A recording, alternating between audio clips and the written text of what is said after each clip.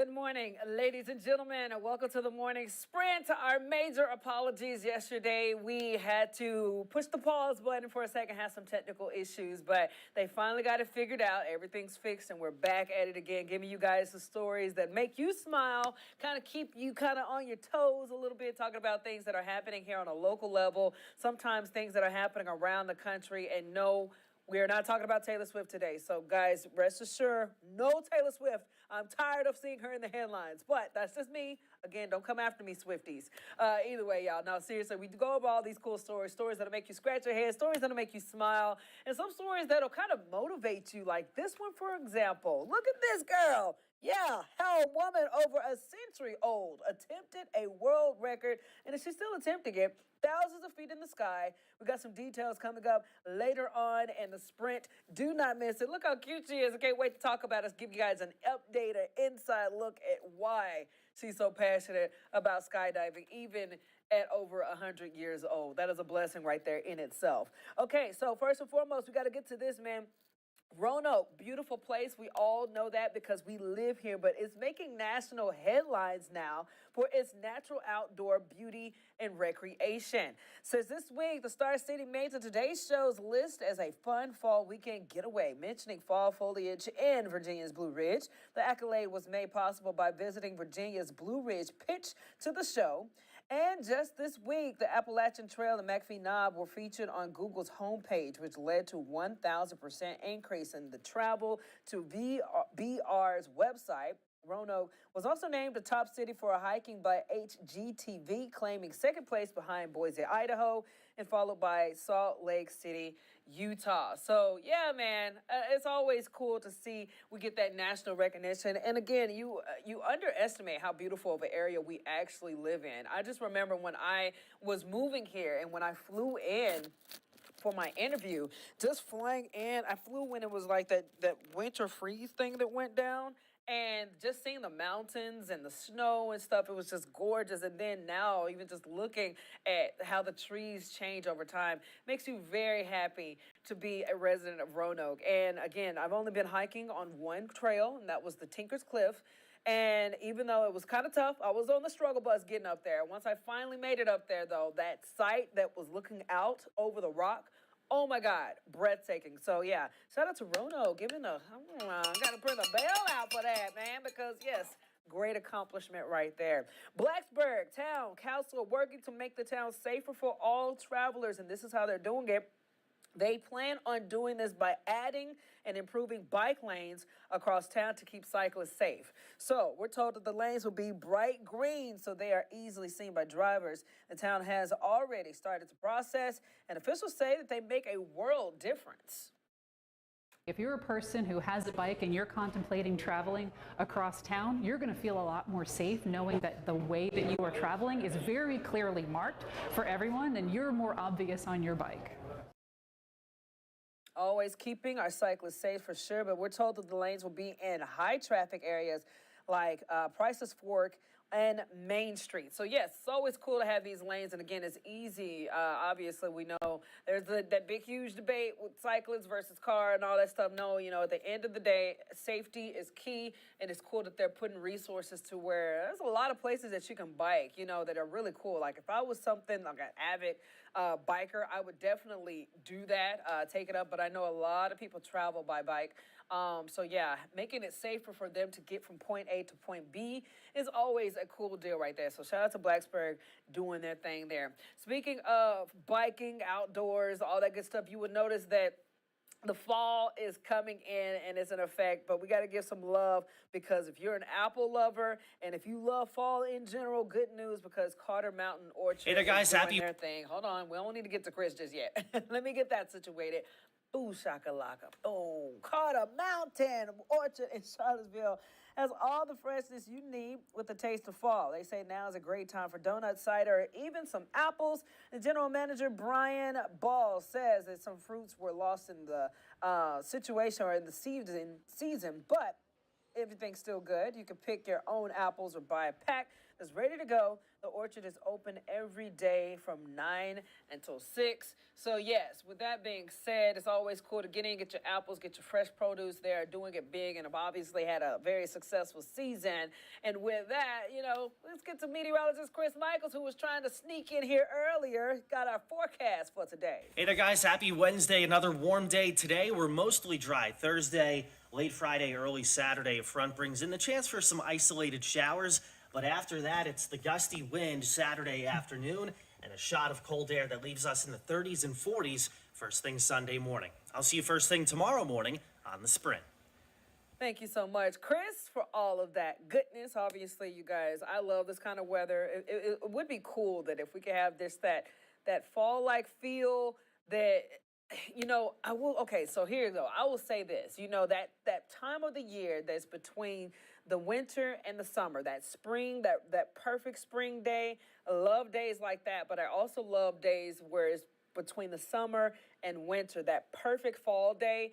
It's so pleasant. You go outside and just enjoy it. I remember just playing in the backyard, doing all type of crazy stuff during those times of the year, because it was just so fun just to be out there looking at the leaves, playing in the dirt. I was that kind of kid, y'all. But this brings back memories. We got a special reunion for beagles rescued from a now closed in Vigo animal testing facility here in the Commonwealth.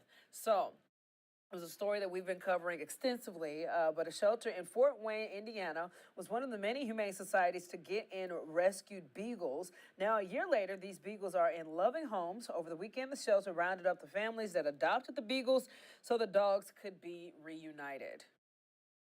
He's such a happy boy. I just would feel like his spirit would have been crushed if he'd been there any longer. I don't know how he came out of it being like so happy. So the families wrote each dog's new name after crossing out the code that they were assigned at Vigo, and the shelter says that it marks the start of their new life. It's always a blessing to see these animals who've been through so many hard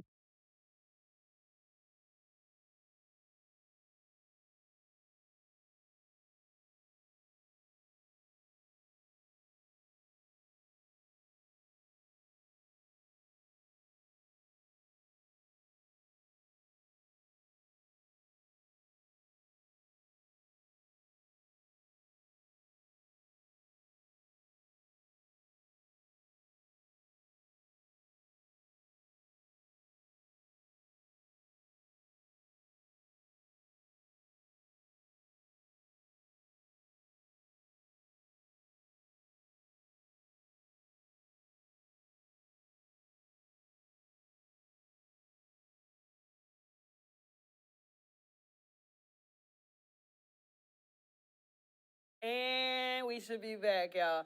As you can see, batteries fall. I'm telling you, this is a live show. It's always fun when these things happen. And I always say every time Jazz comes through there and she slowly walks up, she's letting me know something's going wrong. And I know it's something with my audio. And unfortunately, today, the battery died. So I appreciate you guys if you're watching. Thank you for your patience. I wasn't saying much during that story or from what you couldn't hear. But right now, like I said, it was just a blessing to see these beagles get into loving homes. If you want to see that full story, go to our website, WSLS.com. Now, that brings us to the fun story that we were talking about earlier today that I teased, kind of gave you guys a highlight of it. Thankfully, my mic is working now so you can hear every bit of it because it should be an inspiration. So we got a 104-year-old woman is believed to have set the new world record for being the oldest person to tandem skydive. And get this, she only started skydiving 4 years ago when she was just 100 years old. So here she goes right here, but check this out. Here is Dorothy. Dorothy Hoffner jumping from a plane roughly 10,000 feet off the ground. Skydiving company says that they're working to have the jump certified by Guinness World Records. But as of right now, the record still belongs to a 103-year-old skydiver in Sweden. So let's just appreciate for a moment how happy she is. That's some joy right there.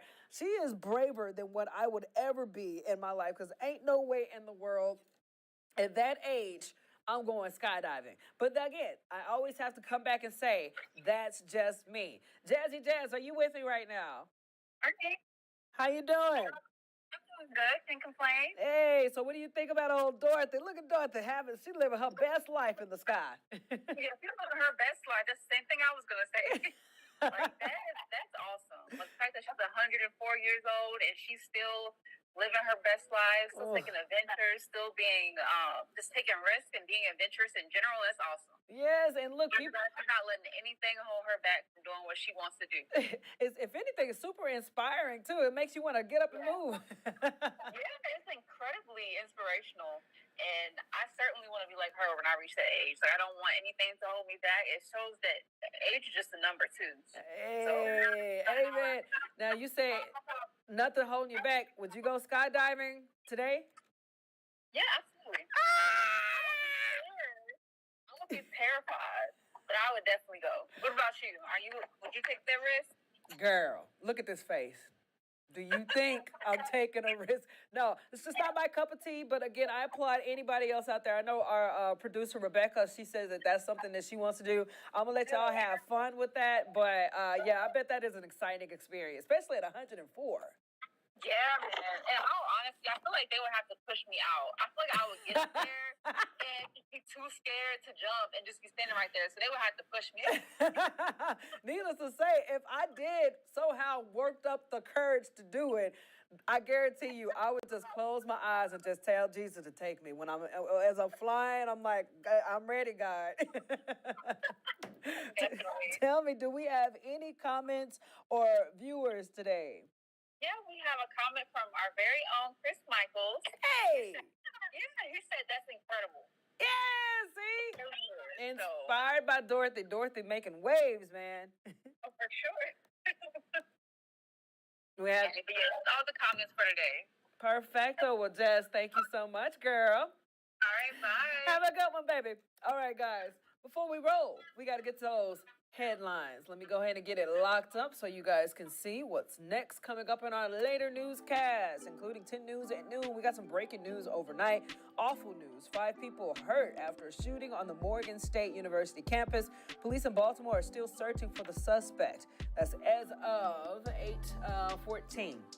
Plus, after 2 books containing sexually explicit material were removed from the shelf of Lexington City School board is looking at updating the district's book selection process. We got that story. Our very own 10 News reporter Connor Dietrich has been working on that, so you get the updates with that as well. And also, all eyes will be on Virginia's elections next month as it can make a difference to Decision 2024.